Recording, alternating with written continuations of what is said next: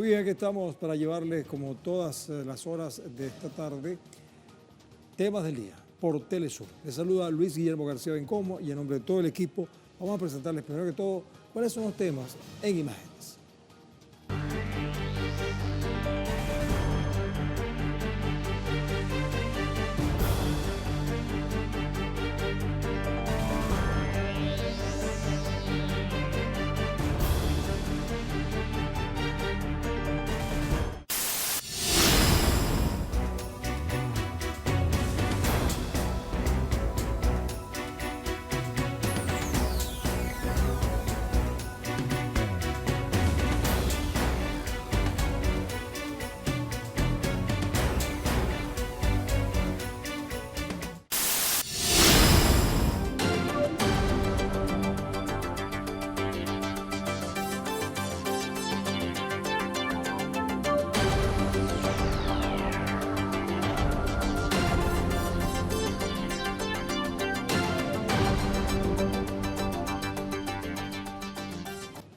Bueno, una vez conocidos los temas, entonces ahora vamos a la parte que nos encanta, porque es la participación de ustedes. Una encuesta que hacemos, en Telegram la publicamos, en Telesur TV, y tiene que ver con uno de los temas principales de esta tarde. Vamos a verla en su contexto y luego desarrollamos las opciones de respuesta que hemos colocado a disposición. Bueno, voy a contarles mientras aparece la imagen que Ecuador registra más de 2.000 asesinatos en el primer cuatrimestre de 2026. El balance refleja desatención del gobierno de Daniel Noboa a la crisis de violencia. Entonces nosotros nos preguntamos, ¿por qué el gobierno ecuatoriano, con respaldo de Estados Unidos, tiene tanta criminalidad? ¿Qué creen ustedes? Bueno, hay 4 opciones que hemos colocado. La primera es que el presidente está ocupado con sus negocios. Eso no hay duda, ¿verdad? Número 2, gobiernos neoliberales impulsan la violencia. Número 3, allí, en Ecuador, gobierna el narcotráfico. Esa es la tercera opción. Y cuarto, es que Noboa es incapaz como presidente. ¿Cuál creen ustedes que puede ser esta opción? Más adelante les mostramos con más calma la encuesta para que ustedes participen. Por lo pronto, comenzamos con temas del día. Bueno, fíjense que Cuba denuncia que la administración de Donald Trump viola flagrantemente el principio de igualdad, soberanía de los países y califica como fraudulenta la acusación contra el líder revolucionario Raúl Castro II.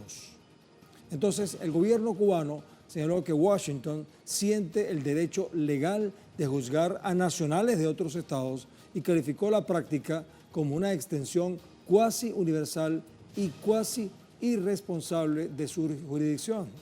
Esto en alusión a las acusaciones de la Casa Blanca en contra del líder de la revolución, Raúl Castro. Ante esto, La Habana aseguró que no existe algún debate jurídico legítimo en torno al caso. La isla afirmó que en su función de defender la población ha ejercido un derecho soberano exclusivo y absoluto.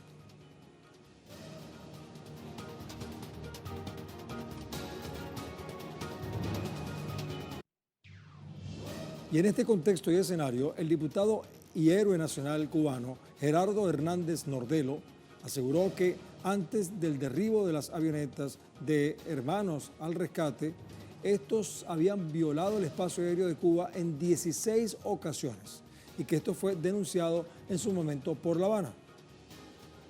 Estamos hablando de un caso, un incidente que ocurrió en 1996, en el cual unas avionetas de una organización radicada en los Estados Unidos, conocida como Hermanos al Rescate, violaron repetidamente el espacio aéreo de Cuba. Hay en los récords 16, al menos 16 notas diplomáticas de la Cancillería de Cuba hacia los Estados Unidos quejándose del accionar de esta organización, que por demás es dirigida por una persona con un pasado terrorista que él mismo reconoce. José Basulto es su nombre, entrenado en los años 60 por la Agencia Central de Inteligencia de los Estados Unidos para conducir actos de terrorismo contra Cuba. Se infiltró en Cuba en el año 1961 con el objetivo de hacer sabotajes que desviaran la atención de la invasión de Bahía de Cochinos. Bueno, fíjense que además Hernández Nordelo aseguró que Estados Unidos pudo haber evitado las 4 muertes ocurridas durante el derribo de las avionetas de Hermanos al Rescate y que no hizo nada por prevenirlas. José Basulto, 3 avionetas ese día, 24 de febrero de 1996, violan de nuevo el espacio aéreo de Cuba y se toma la decisión de derribar 2 avionetas. Murieron lamentablemente 4 personas. Esos son los hechos. Ahora, les puedo asegurar que nadie hizo más por prevenir esos hechos que Cuba, que durante mucho tiempo se quejó, durante mucho tiempo le pidió a los Estados Unidos que no permitieran la impunidad de esas personas que estaban saliendo desde los Estados Unidos hacia Cuba a violar el espacio aéreo, y sencillamente Estados Unidos no hizo nada. Después del hecho, después que se derribaron las avionetas, entonces le retiraron la licencia de piloto por un tiempo a José Basulto. Si se la hubieran retirado antes, hubieran salvado las vidas de esas personas. Estados Unidos tiene más responsabilidad con esas muertes que la que tiene Cuba, que trató de evitarlas por todos los medios. Vamos a seguir hablando de Cuba, pero desde Brasil, porque la bancada del Partido de los Trabajadores en la Cámara de Diputados de Brasil expresó su solidaridad con el pueblo de Cuba, al gobierno y al líder de la revolución, Raúl Castro. El grupo parlamentario denunció que Cuba y el general de ejército vuelven a ser objeto de ataques contra su soberanía y el derecho de autodeterminación de los pueblos. Los legisladores aseguraron que resulta inconcebible que en pleno siglo XX el gobierno de Estados Unidos siga adoptando medidas de persecución política y económica contra Cuba. La bancada señaló que el intento de criminalizar a Raúl Castro representa un nuevo episodio de agresión política en América Latina y contra el pueblo cubano por parte de la administración de Donald Trump.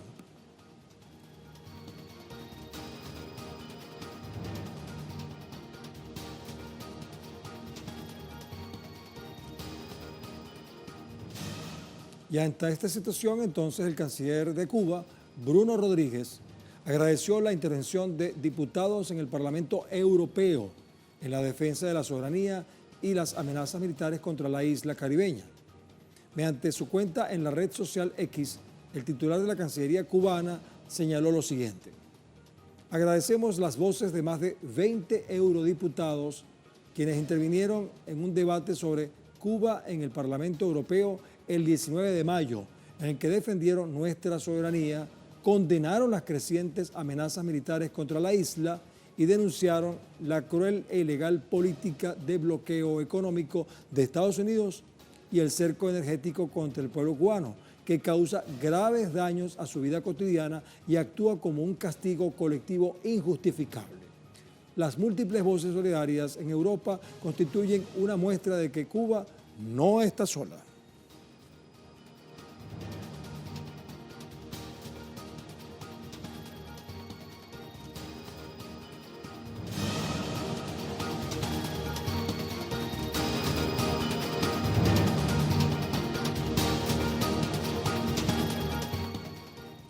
Viene asignado este nombre de tema en desarrollo, porque esto tiene ya varias semanas, lo que vamos a contarles, y sigue.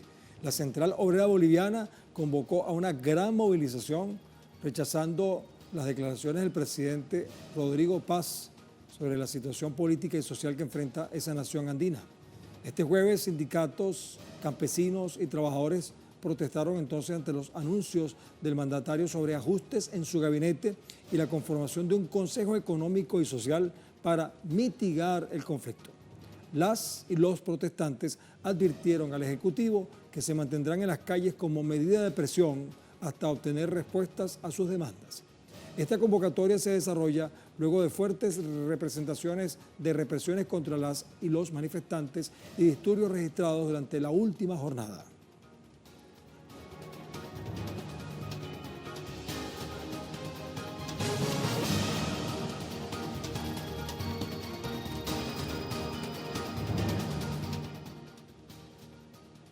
Bueno, allí en Bolivia, la Plaza Murillo, que alberga la sede de gobierno en la ciudad de La Paz, se mantiene fuertemente custodiada por cuerpos de seguridad.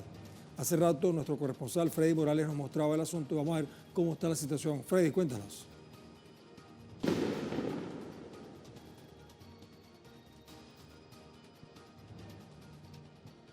Gracias. Este es el aspecto que muestra la Plaza Murillo, el centro político de Bolivia. Aquí están el Palacio de Gobierno y también está la Asamblea Legislativa. Se podrá observar a través de la cámara de Telesur que aquí están desplazados blindados militares, hay también efectivos militares haciendo la custodia de este sitio, considerado estratégico, por supuesto, a nivel político.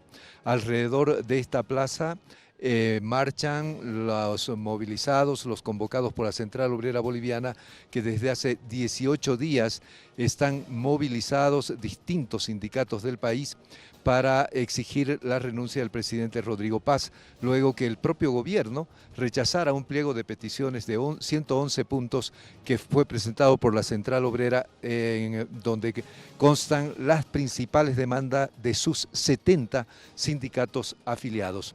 Se podrá observar presencia policial masiva, hay blindados de las Fuerzas Armadas, hay también efectivos de la policía, no se permite el ingreso a personas a este lugar, hay barreras que se han instalado, metálicas, que se han instalado alrededor de las calles de la Plaza Murillo, donde la policía evita el ingreso de civiles y se tiene que demostrar de que hay alguna urgencia para ingresar hasta este lugar.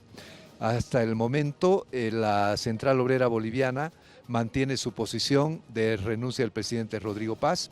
El propio presidente, en la víspera, en una conferencia de prensa, anunció que no conversará ni dialogará con lo que él denominó vándalos, refiriéndose a los dirigentes de la Central Obrera Boliviana y a dirigentes políticos de izquierda que están exigiendo su renuncia.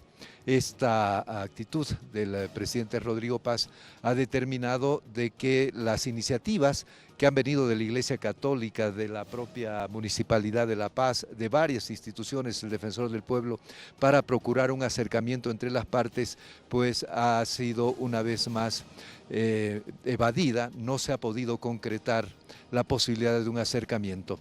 Ayer el presidente dijo que para tener una mejor administración, tener menos críticas a su administración de gobierno, que ya cumplió 6 meses, iba a hacer cambios en su gabinete. Ya hace unos minutos hemos conocido de la primera decisión dentro de su gabinete. El ministro de Trabajo anunció la renuncia a su cargo, recordó que los sindicatos lo cuestionan y para facilitar de que haya una pacificación, es la palabra que ha usado el ministro de Trabajo renunciante, él deja su cargo. Son 18 días de movilización, insistimos, este es el centro político de Bolivia, es la Plaza Murillo, aquí está el Palacio de Gobierno, está la Asamblea Legislativa y hay una custodia militar y policial bastante importante. Compañeros. Gracias, Freddy Morales, desde Bolivia. Bueno, un avance en la presión de los manifestantes porque renuncia el ministro del Trabajo. Eso quiere decir que han logrado cierto efecto las manifestaciones. Mira, vamos a ver ahora la imagen del día de hoy. A mí me encanta la propuesta de la imagen que estamos viendo allí. Bueno, estamos viendo, por supuesto vimos a un oso y vemos el paisaje donde el oso estaba observando.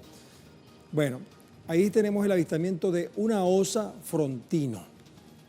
Algunos le dirán osa frontina, con sus 2 crías en el corredor biológico entre los parques nacionales Terepaima y Yacambú. Esto es en la sierra de Lara y Portuguesa. Estamos hablando de la zona centro-occidental y casi llanera de Venezuela y confirmando que nuestros bosques preservan especies emblemáticas como el oso frontino. Esto lo informó además la presidenta encargada de Venezuela, Delcy Rodríguez, a través de su canal de Telegram. Quiero decirles que este oso, según los especialistas, los biólogos, los zoólogos, ese oso estaba en peligro de extinción en Venezuela. Y de repente se han empezado a ver en varios lugares, no solamente aquí en Lara y en Portuguesa, sino también en Mérida, algunos ejemplares, lo que da entonces cierta, emoción, porque ya entonces podemos ver que este oso está buscando cómo crecer en su población. Ojalá que así sea. Y hay que cuidarlo. Hay personas que pensaban que era muy peligroso, resulta que es un oso, si se quiere, inofensivo para los seres humanos. Bueno, esa es la imagen del día, una buena imagen además.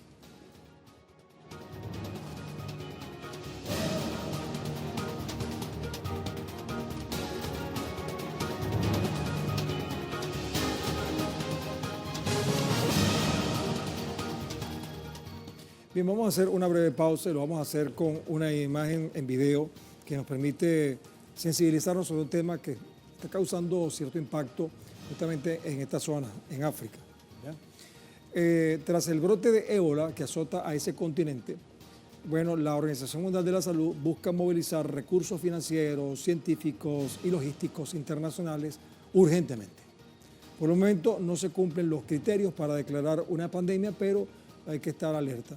Por eso la Organización Mundial de la Salud ha desaconsejado entonces cerrar de manera generalizada las fronteras internacionales porque todavía no está claro la magnitud de si puede impactar como una pandemia esta enfermedad, pero hay que estar alertas. Vamos a ver qué nos trae entonces de material.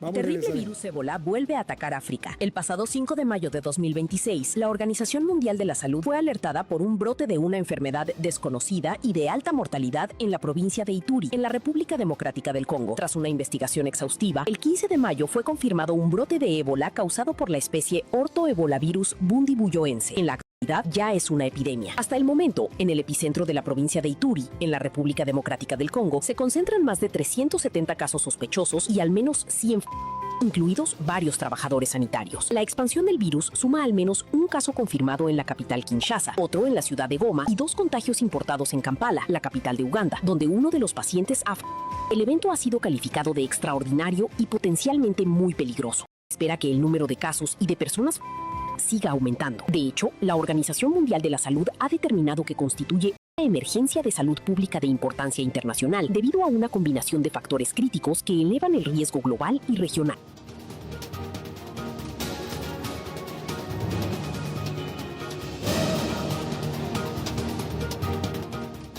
Seguimos en temas del día, vamos a abordar otros temas más. Recuerden que estamos esperando que ustedes nos acompañen con la participación de la pregunta. Voy a recordárseles aquí que está publicada en Telegram, en nuestra cuenta del Sur TV, ¿por qué el gobierno ecuatoriano con respaldo de Estados Unidos tiene tanta criminalidad?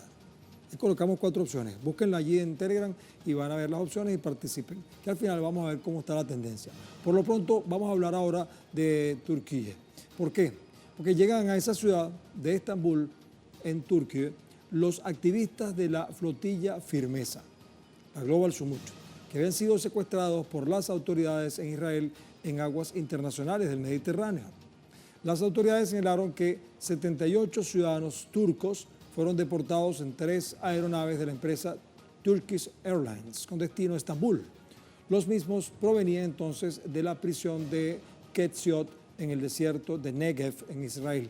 En ese sentido, el canciller de Turquía, Hakan Fidan, afirmó que suman esfuerzos para garantizar la seguridad tanto de sus ciudadanos como de otros participantes de la flotilla. El secuestro de los activistas por parte de Israel generó, como ustedes saben, condenas internacionales tras la difusión del maltrato y violaciones de derechos humanos que además el ministro de Seguridad de Israel, contento, mostraba las imágenes y resulta que son despampanantemente horrorosas.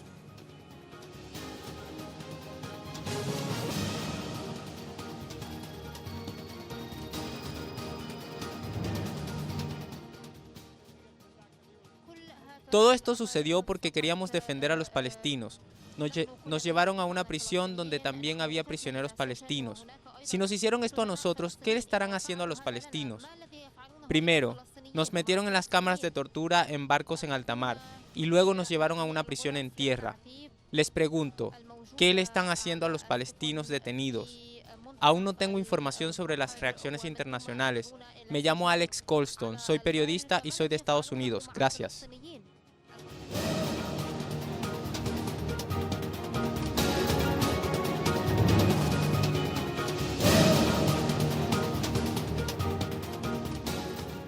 Hacemos punto y seguimos porque en Venezuela están pasando cosas muy interesantes. En el estado Bolívar, al sur de este país, en la frontera con Brasil, por ejemplo, en el contexto de la gran peregrinación nacional, la presidenta encargada de Venezuela, Delcy Rodríguez, pidió, como lo ha pedido tantas veces, y ahora con más razón, el cese de las medidas coercitivas unilaterales, el bloqueo, las sanciones que han afectado a Venezuela. Escuchen. Nos vamos al corazón de la economía productiva de Venezuela, esa economía que ha resistido frente al bloqueo económico y hoy desde el Estado Bolívar, con grandes riquezas materiales y espirituales, nosotros perseveraremos en nuestro mensaje. Cero bloqueo contra Venezuela, cese a las sanciones contra nuestro país. En cualquier momento Telesur les va a mostrar entonces lo que va a significar el avance de esta situación en el transcurso de las próximas horas. Bueno, mira, vamos con el otro tema del día, que tiene que ver con la encuesta que hicimos, que está en Telegram, recuerden, nuestra cuenta de Telesur TV. Con más de 2.000 asesinatos en el primer cuatrimestre de 2026, Ecuador se encamina a registrar el segundo año más violento de su historia. Según el Ministerio del Interior, entre enero y abril se registraron 2.778 muertes violentas frente a las 3.148 del año pasado, una reducción de 11,7%. Sin embargo, el ministro John Reinberg señaló que el promedio sigue siendo de 23 muertes diarias, con la provincia de Guayas concentrando 44% de los crímenes nacionales. Para combatir esta ola delictiva y el crimen organizado, Ecuador mantiene el estado de excepción en 9 de sus 24 provincias.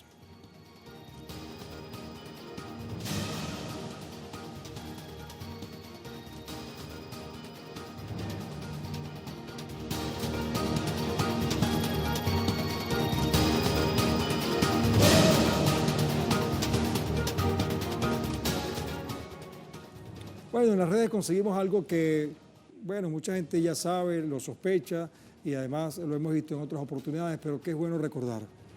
Hay un dron o un satélite de baja órbita en manos de una potencia extranjera que puede monitorear recursos y mapear cualquier territorio en tiempo real. Adiós a los océanos, adiós a las montañas y adiós a las aduanas. La soberanía digital no es solo un tema militar, es una amenaza directa a nuestra privacidad y autodeterminación como ciudadanos y ciudadanas. Quien controla los datos y vigilancia remota, controla el poder. Así es, vamos a ver el material para que veamos más de cerca lo que está ocurriendo. En el siglo XXI, el avance de las infraestructuras tecnológicas ha redefinido el concepto global de soberanía, transformando las fronteras físicas en límites vulnerables ante los sistemas de vigilancia remota. Mediante el uso de drones y satélites de baja órbita, diversas potencias extranjeras logran eludir las jurisdicciones políticas tradicionales para monitorear recursos y mapear territorios en tiempo real, demostrando cómo el control del espacio aéreo y de la información digital logra traspasar barreras naturales históricas como océanos o montañas sin necesidad de cruzar una aduana física.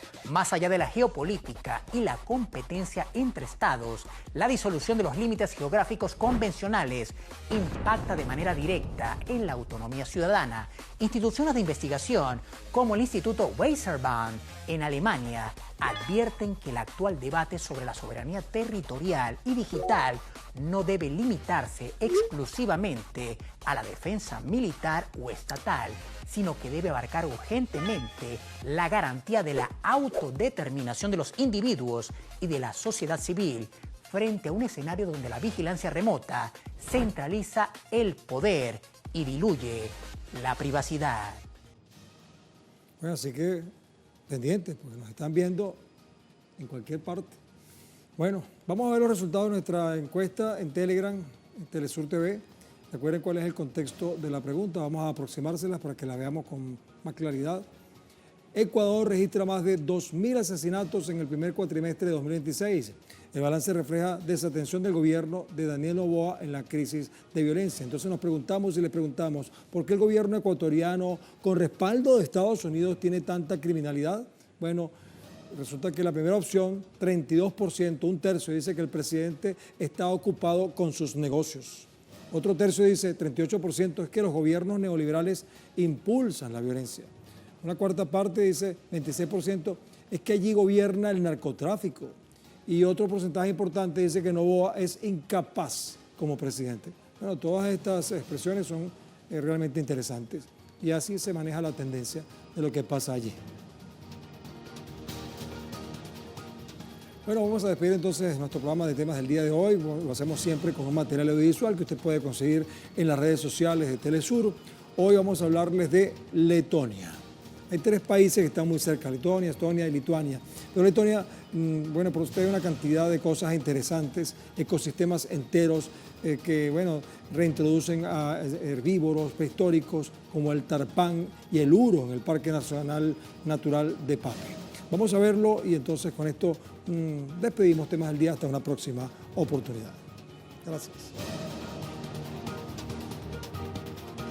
¿Sabías que están usando animales de la prehistoria para salvar el medio ambiente? El Fondo para la Naturaleza de Letonia tiene un plan que parece película de ciencia ficción. Este fondo trabaja junto al Estado para gestionar reservas masivas. El proyecto Life Nature logró restaurar praderas costeras y hábitats lacustres que estaban completamente perdidos, pero lo más sorprendente ocurre en el Parque Natural de Papé. Ahí reintrodujeron grandes herbívoros prehistóricos como el tarpán y el uro recuperado. Usando el pastoreo natural de estos animales, lograron restaurar más de 5.000 hectáreas de praderas, devolviendo el hogar a aves en peligro como el rascón europeo. Es una gestión ecológica activa que demuestra que, a veces, para proteger el futuro del planeta, tenemos que aprender a replicar el pasado.